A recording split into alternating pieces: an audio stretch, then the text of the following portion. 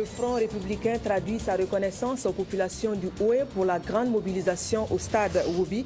Reconnaissance également pour les nouvelles adhésions que viennent de compter le parti. Et puis, grande battue contre le grand banditisme. Résultat des courses, l'on compte des bandits de grands chemins dans les filets des forces de sécurité. Et puis, c'est finalement en juin prochain que sera jugé Karim Wade, le fils de l'ancien président et ancien ministre croupi derrière les barreaux depuis maintenant 1 an. Voilà qui fait la une de l'actualité en ce jour. Bonsoir, merci de nous suivre. Pour commencer, le gouvernement était face à la presse. Le rendez-vous a été largement marqué par l'accident de la circulation de l'axe Ouaga-Lomé. Le drame, vous vous en souviendrez, a fait une vingtaine de morts côté burkinabé. Autre sujet à l'ordre du jour, les projets au sein du département des ressources animales. Le résumé de la rencontre avec Adama Koulibaly. Au point de presse du gouvernement de ce 17 avril, l'accident de la circulation survenu en territoire togolais dans la nuit du 14 avril et qui a fait une quarantaine de victimes, dont 24 burkinabés, essentiellement des commerçants. Hier, nous en avons discuté en Conseil des ministres pour voir quelle était la situation exacte, d'autant que tout n'était pas résolu. Il y avait des corps qui avaient été identifiés, il y a des corps qui n'avaient pas été identifiés. Et il y avait des blessés assez graves et on continuait à les évacuer par-ci, par-là. Et donc, et si vous avez suivi aussi depuis avant-hier, le gouvernement a fait un communiqué par le service d'information du gouvernement pour dire toute sa compassion. Le gouvernement suit l'évolution de la situation et en de pareilles circonstances, l'ouverture d'une enquête s'avère nécessaire pour situer les responsabilités. Et en pareilles circonstances, le principe est toujours de déposer plainte contre X pour essayer de trouver voilà, les responsabilités. D'autant que, bon, aujourd'hui, techniquement, on ne rentre pas dans les détails. Et ce qui nous a été donné de savoir, c'est que c'est un dépassement voilà, raté en pleine nuit. Donc, il y a un cumul de facteurs qui ont conduit à cette situation. Excès de vitesse, dépassement dans des circonstances assez délicates. Et ils ont rencontré un camion qui venait dans l'autre sens et qui n'avait qu'un seul phare. Et donc, qu'ils ont pris pour une mobilette. Donc, etc. Ça veut dire que c'est dans des circonstances que la police doit éclaircir. Le transfert des ressources halieutiques au département en charge des ressources animales constitue pour celui-ci l'une des actions majeures en 2013. Auquel il faut ajouter le renforcement des capacités des acteurs du secteur de l'élevage, la vaccination de plus de 25 millions de têtes de volailles et surtout le projet de promotion traditionnelle. Le fameux projet 10 poules 1 coq qui nous a permis de prendre 20 bénéficiaires dans toutes les 351 communes de notre pays que nous avons formés et que nous avons dotés en poulailler, en noyau reproducteur, c'est ça 10 poules 1 coq, et tout l'équipement nécessaire pour mener donc un élevage. En termes de chiffres, c'est 7020 bénéficiaires qui ont reçu chacun 10 poules et 1 coq. En termes également de chiffres, une poule dans l'année, ça vous donne en moyenne, j'allais dire 10 poussins. Donc chaque bénéficiaire, en fin d'année 1, est capable de produire 500 volailles. Avec un coût moyen aujourd'hui, surtout dans les grandes villes comme Ouaga, à 2000 ou 2500, c'est des revenus de plus d'1 million que chacun est capable de générer. 2014 augure des perspectives pour ce ministère, notamment la réalisation d'abattoirs pour améliorer les conditions d'hygiène. Cette année, la réflexion est globale sur les abattoirs, en commençant par Ouagadougou, avec probablement des points où nous allons ériger des abattoirs secondaires à l'abattoir frigorifique de Ouaga. Un abattoir moyen sera érigé en 2014 à Kaya, mais nous allons aussi faire l'expérience d'abattoirs mobiles pour la volaille dans les grands centres comme Ouagadougou, Bobo, Koudougou, etc. Des réflexions sont aussi en cours pour prendre des mesures afin de prévenir les conflits agriculteurs-éleveurs qui sont récurrents. Vie de l'exécutif toujours, les mesures sociales du gouvernement pour améliorer les conditions de vie sont expliquées aux populations de l'Est du Burkina. C'est l'étape du Diapaga qui a bouclé la tournée. Dans cette localité, la mission était conduite par le ministre en charge du développement, de l'économie numérique et des postes et le secrétaire général du gouvernement. Pour les populations des localités traversées, l'occasion était à saisir pour discuter des questions du développement de façon générale. Les précisions sont de Issaka Souleymane Diallo. Cette rencontre a permis aux différentes couches socio-professionnelles de Diapaga d'apprécier la détermination du gouvernement à offrir aux populations un mieux-être. Cependant, l'arbre ne doit pas cacher la forêt. Les jeunes, les femmes, les structures syndicales, les religieux et coutumiers ont saisi l'opportunité pour égrener un chapelet de doléances. La relecture de la grille salariale, qui constitue l'un des points essentiel de notre revendication. On citait justement la voie, nous avons cité justement le problème de l'électricité, nous avons cité aussi le problème de l'éducation, naturellement au niveau du lycée Montani, un lycée qui est créé depuis les années 60 et jusqu'à aujourd'hui, il n'y a qu'une seule classe de terminale D et une seule classe de terminale A. À toutes ces préoccupations, la délégation gouvernementale dit prendre acte. Des réponses ont été données à toutes ces préoccupations. C'est vrai, le gouvernement a voulu par ces mesures soulager un tant soit peu les préoccupations, les attentes des populations et aussi permettre aux populations de comprendre que le programme gouvernemental continue. Au sortir de cet entretien, la population de la Tapua a été rassurée quant au bitumage de l'axe Kanchari-Diapaga, dont les travaux vont démarrer courant 2015 et la création d'un détachement de la compagnie républicaine de sécurité CRS. Toute chose qui va réduire les problèmes d'insécurité, notamment à Logobou où la police avait été contrainte de quitter suite aux incidents de juillet 2013. Voilà, et la caravane d'information sur les mesures sociales va donc poursuivre son chemin.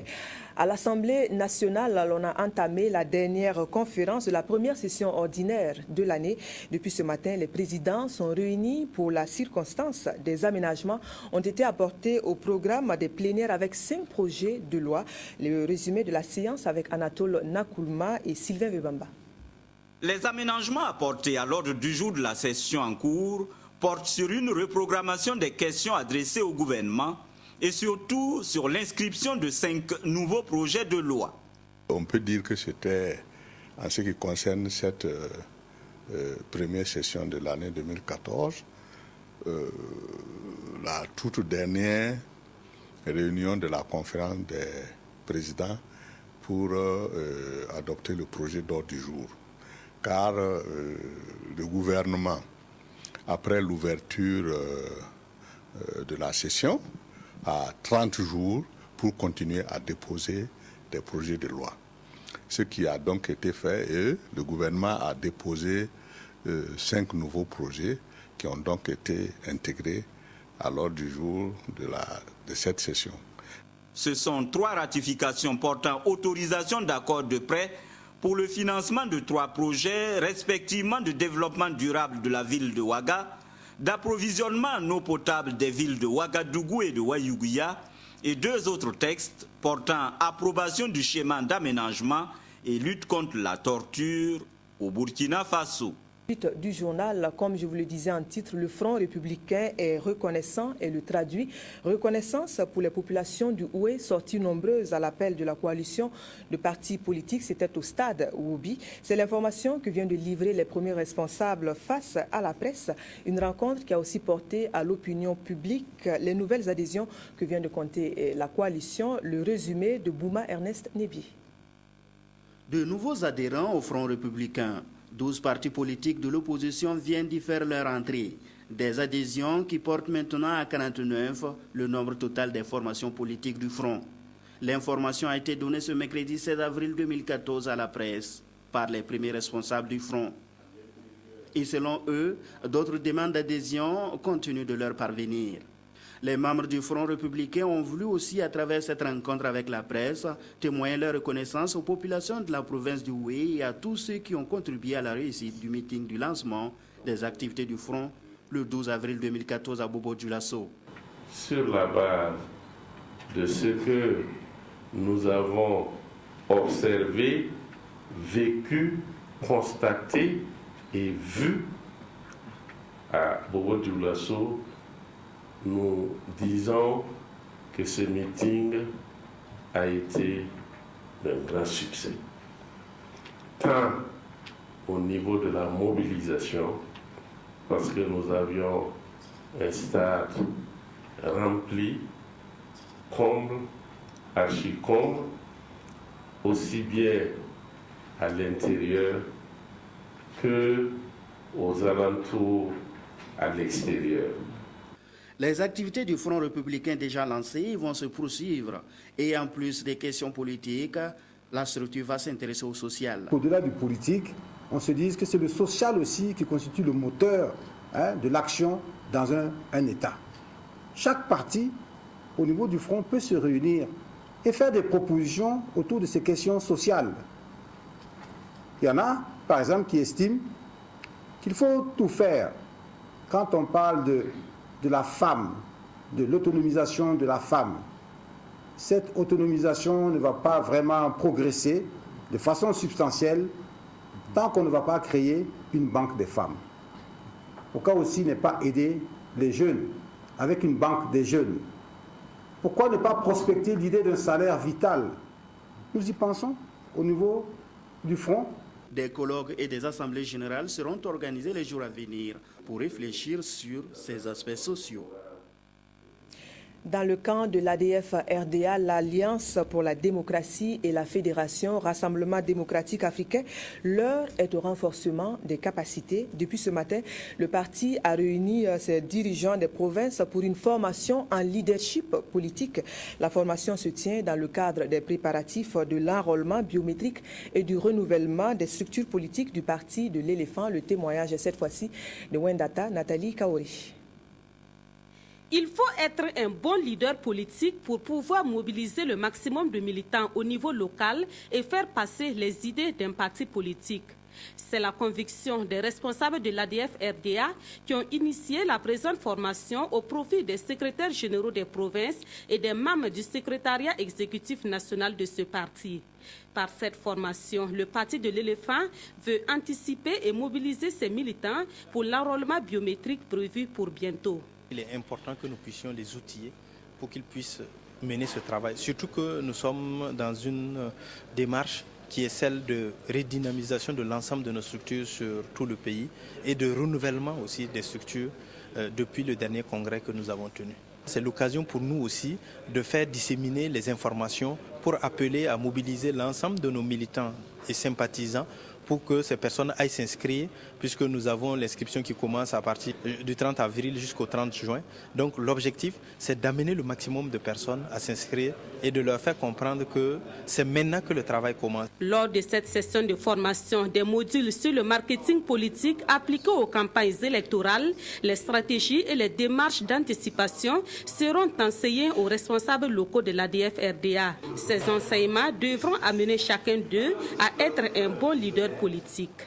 Un bon leader politique, c'est quelqu'un qui a des capacités transformationnelles, mais aussi charismatiques. Alors, il appartient également de façon technique aux membres de la formation politique, à son leadership dirigeant, de déterminer quels sont les facteurs et quels sont les traits de leadership pour pouvoir choisir la personne qui va les conduire vers ce futur désiré. Il y a un certain nombre de techniques qui permettent à une formation politique non seulement de renforcer son positionnement, mais aussi de renforcer sa marche vers le futur qu'il s'est choisi. À l'issue de la formation, les responsables de l'ADF-RDA s'attendent à des dirigeants locaux plus que jamais déterminés pour mener le combat politique et renforcer le positionnement de ce parti dans l'univers politique burkinabé. Cette formation se tient après celle organisée au profit des élus locaux de l'ADF-RDA. Voilà pour le volet politique de ce journal. À présent, un autre volet, le volet coopération bilatérale, coopération mixte Burkina-Wallonie précisément. On regarde à présent l'évolution des travaux réunis à Ouaga. Les experts doivent faire le point de l'exécution des conclusions de la dernière commission. Au total, une vingtaine de projets avaient été identifiés de commun accord entre les deux partenaires. Le point de Nathalie Nabaloum Savarou.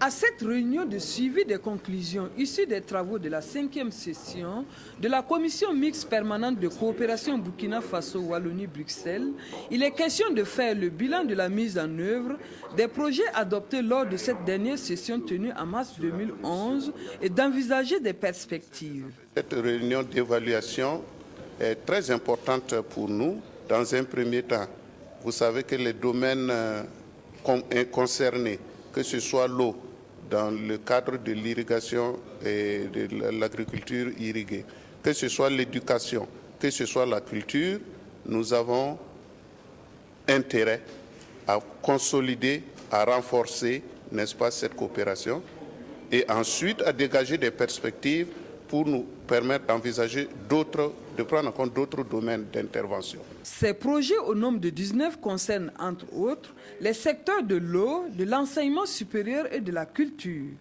Le secrétaire général du ministère des Affaires étrangères et de la coopération a, au nom du gouvernement burkinabé, magnifié le bel exemple de coopération entre les deux pays. Il a, dans les perspectives de l'élaboration du programme de travail 2014-2016, plaidé en faveur d'un élargissement des domaines de la coopération afin que soient pris en compte des projets de certaines collectivités. S'agissant du domaine culturel, il a souhaité que le partenariat qui existe entre la radio-télévision belge francophone et la Fédération Wallonie-Bruxelles en matière de production de séries télévisuelles soit élargi à la radiodiffusion-télévision du Burkina et au FESPACO. De même, il a souhaité la création d'un partenariat tripartite entre la Fédération Wallonie-Bruxelles, l'Organisation internationale de la francophonie et le Burkina Faso. Nous avons, je pense, des secteurs prioritaires qui sont assez vastes, l'environnement, la formation professionnelle, la culture, que pour pouvoir effectivement accueillir d'autres domaines de coopération, que ce soit dans la protection des droits humains ou dans la collaboration audiovisuelle entre nos télévisions ou entre nos festivals de cinéma. Tout cela peut s'insérer dans les priorités qui sont déjà les nôtres actuellement. Cette rencontre offre également l'occasion aux experts des deux parties de se pencher sur les préparatifs de la 6e commission mixte prévue pour se tenir courant 2014 en Belgique. L'ambassadeur des États-Unis d'Amérique au Burkina poursuit sa tournée dans les 13 régions du Faso. La tournée vise à plonger le diplomate au cœur des réalités de chaque localité traversée à l'étape du sud-ouest. Comme dans les autres, la délégation de l'ambassade a pu échanger avec les populations. À noter également la visite à des sites d'enseignement secondaire et aussi à quelques sites touristiques de la région. Le reportage est signé de Sébastien Zongo. Le lycée provincial Bafouji de Gawa accueille ici un visiteur de marque. L'ambassadeur des États-Unis d'Amérique au Burkina venu prendre le pouls des réalités de cet établissement. L'ambassadeur, moi, c'est une grande fierté pour nous. Le fait qu'il y ait une autorité qui vienne nous rendre visite aussi. Donc je trouve ça quand même très important pour nous. Autre acte en faveur de l'éducation, au lycée professionnel Domasomé de la cité du Bafouji, le diplomate américain est allé soutenir la naissance de la section régionale de l'Association des enseignants d'anglais, la 7e du pays. C'est vraiment, disons, une plateforme pour faire les relations avec les autres profs d'anglais dans le monde entier. Et déjà, on voit qu'il y a des profs qui améliorent leur pratique parce qu'ils apprennent chaque mois quelque chose quand ils sont ensemble dans nos réunions. Le sud-ouest est de fait la 11e région ainsi visitée par l'ambassadeur des États-Unis. C'est une continuation d'une tournée que j'ai commencée depuis que je suis arrivé au Burkina Faso, d'essayer de visiter chaque région pour toucher du doigt les réalités du pays, échanger avec les autorités, échanger avec le gouverneur et ses collaborateurs, les réalités de la région, les potentiels de la région, là où essayer d'identifier des domaines dans lesquels nous pouvons collaborer. C'est un peu plus tôt dans la journée de ce mercredi qu'il s'est entretenu avec l'équipe de basketball de la ville après une réunion avec les autorités locales. Apprécier l'échange qui portait sur les potentialités, les atouts, mais également les contraintes de la région. Son Excellence a eu une oreille très attentive et il nous a promis de revenir. Le lendemain, jeudi, l'ambassadeur américain a poursuivi sa visite sur les ruines de l'Europénie où il s'est prêté aux hypothèses et interrogations qui entourent le site inscrit au patrimoine mondial de l'UNESCO. À Obiré, le diplomate américain a été l'hôte du roi Gan et l'histoire du peuple Gan lui a été contée au sanctuaire des rois disparus. Voilà, c'est le côté ludique de la visite. On regarde à présent la prise de la lutte contre le grand banditisme au Burkina. Les forces de sécurité ont organisé une grande battue de près d'une semaine dans les 4 régions les plus touchées du Burkina. Résultat des courses, des bandits réputés de grands chemins se sont laissés prendre dans les filets sans compter le matériel sorti du recel. Le point face à la presse est présenté par Maxime Zongo. Succession d'attaques à main armée, tentatives de vol ou de vol avérés, il ne se passe plus de semaines sans que les forces de sécurité ne soient alertées. La recrudescence du banditisme au Faso, une situation de plus en plus préoccupante. Face à ce danger permanent, les autorités en charge de la sécurité ont elles aussi décidé de passer à la vitesse supérieure. C'est ainsi que du 28 mars au 7 avril dernier, une riposte vigoureuse a été organisée sur 4 régions du pays jugées les plus dangereuses. Et c'est ce bilan qui a été fait ce matin à la presse. Il y a eu pratiquement 501 personnes qui ont été interpellées. Des suspects identifiés et gardés à vue, 262. Et il y avait 29 personnes qui étaient déjà recherchées pour les attaques à main armée. Bon, au cours des opérations, il y a eu des régions où il y a eu des accrochages avec des bandits concrètement sur le terrain. Et il y avait un bandit qui était activement recherché, qui a été abattu au cours de ces opérations-là.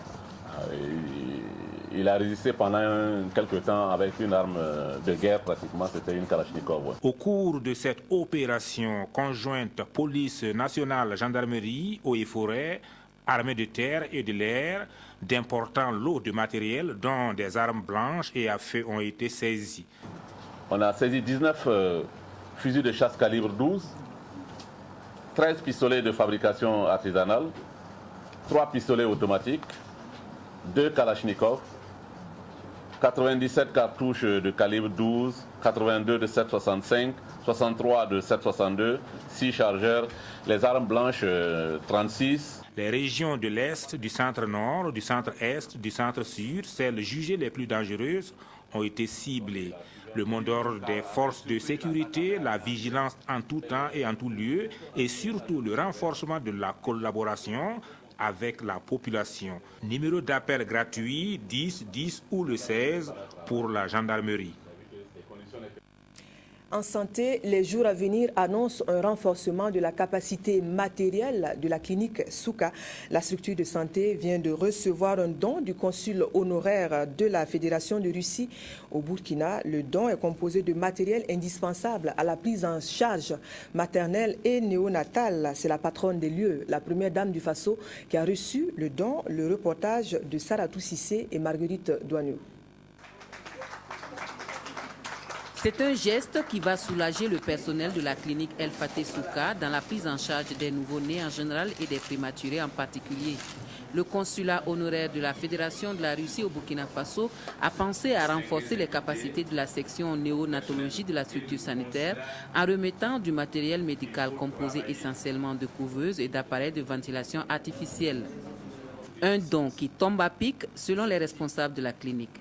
Le directeur que je suis est surtout comblé par ce don car il vient à point nommé dans la mesure où, actuellement, quelques-unes de nos couveuses sont devenues inopérantes, ce qui limitait jusque-là nos capacités d'intervention dans la prise en charge des bébés prématurés. C'est une action qui traduit la volonté du gouvernement de la Fédération de Russie de soutenir les efforts du Burkina Faso dans le domaine de la santé et de la santé de la mère et de l'enfant surtout. Il est composé d'un lot complet d'équipements.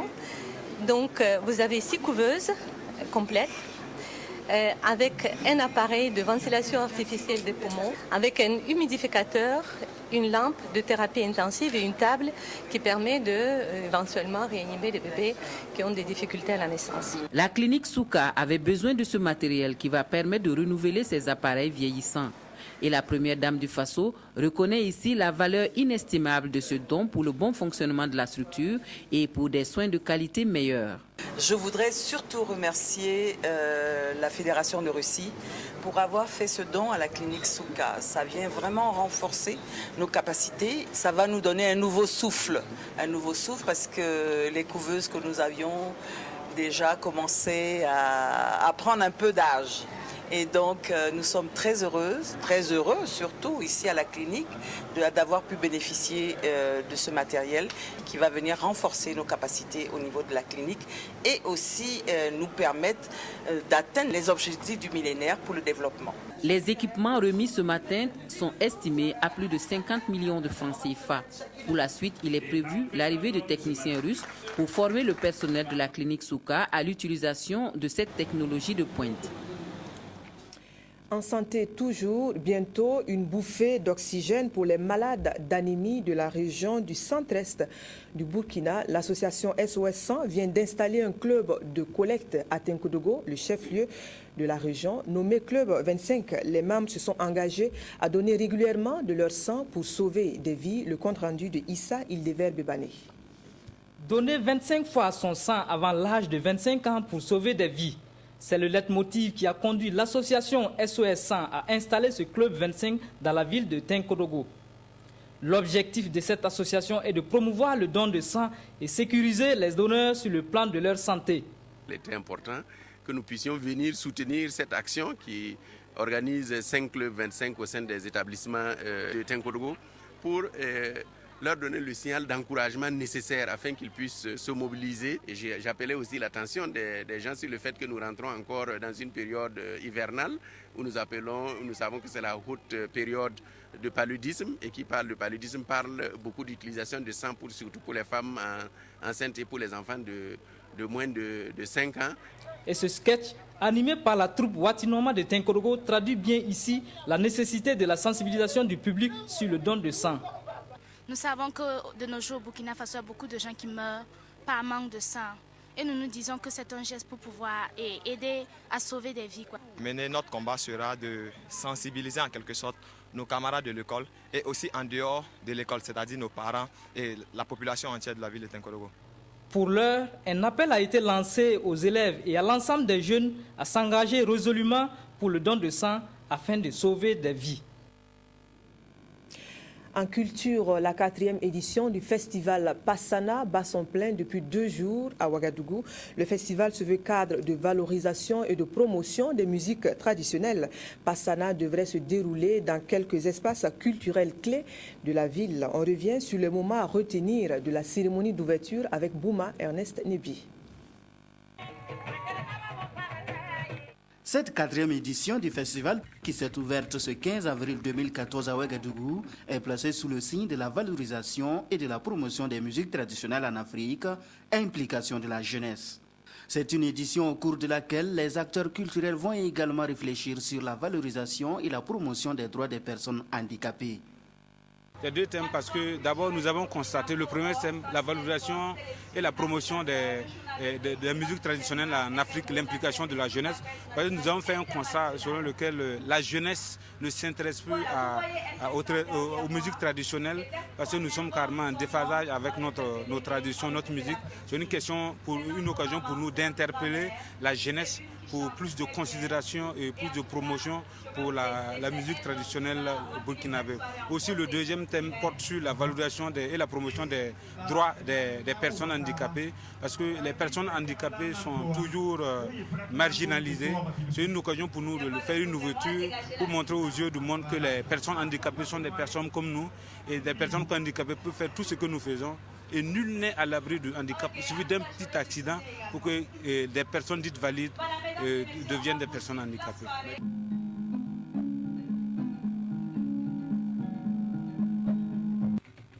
Les festivités se déroulent dans plusieurs espaces culturels de Ouagadougou.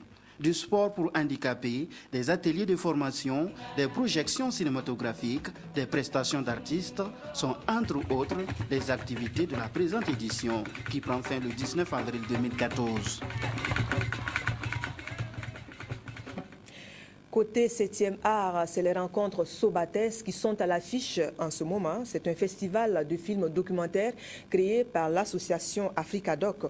La rencontre marque sa 5e édition et vise la promotion de la culture du cinéma. On regarde l'avant-première qui s'est voulu un hommage aux femmes à travers le Burkinabé Dani Kouyaté. Le point est de Salinana. En avant-première pour cette 5e édition des rencontres Sobaté, le festival du documentaire de création Femmes entièrement femmes de Dani Kouyaté. Ce documentaire de 52 minutes aborde le sujet de l'excision. Il donne la voix à des femmes qui témoignent de leur combat pour devenir des femmes entières. C'est un sujet capital quand même, c'est un sujet important. Les mutilations génitales féminines, il faut que tout le monde s'implique quand même dans le combat contre ces pratiques-là. Et nous, en tant qu'artistes, nous avons justement la possibilité d'avoir la parole. Je pense qu'il faut la prendre et dire les choses qu'il y a à dire. Sobaté décline du Boamou, langue locale du Burkina Faso, et signifie rencontre, d'où les rencontres Sobaté qui contribuent à la promotion du genre documentaire. Un festival né de l'initiative de l'association Africadoc. Cette année, la thématique de l'édition, c'est cinéma, documentaire et de fiction. Quelle frontière en création? Et par rapport à cette thématique, notre invité d'honneur, qui est Dani Kouyaté, va en fait donner une leçon de cinéma en croisant en fait son expérience en tant que réalisateur de fiction et de documentaire pour faire ressortir les ressemblances et les dissemblances du cinéma, documentaire et de fiction. Jusqu'au 18 avril prochain, le public ouagalais pourra découvrir à l'Institut français de Ouagadougou des documentaires de création comme Oser la lune de Mamounata Ninkiema ou Savoir faire le lit de la Nigérienne Aïcha Maki. Grâce aux efforts conjugués des ressortissants, le village de Tine a retrouvé une mosquée digne des prières, de la grande prière du vendredi. Désormais, c'est depuis ce lieu de culte que les fidèles iront sacrifier au rituel de la prière. Donc, l'inauguration du lieu de culte a connu la présence de personnalités dont le ministre en charge de la communication, le point de Kadou Romenki. Ici, nous sommes à Tin, un village aux environs de la ville de Orodara. Ce vendredi 11 avril 2014 restera un jour mémorable pour les habitants de Tin, sortis nombreux pour l'inauguration de leur mosquée. Une mosquée qui a été rebâtie grâce aux efforts conjugués des fils et filles de la localité. La mosquée était d'abord en banco. Et grâce aux efforts des uns et des autres, et surtout grâce à la contribution de notre fils Alain Edouard Traoré, nous avons aujourd'hui une mosquée toute jolie. Nous sommes très contents.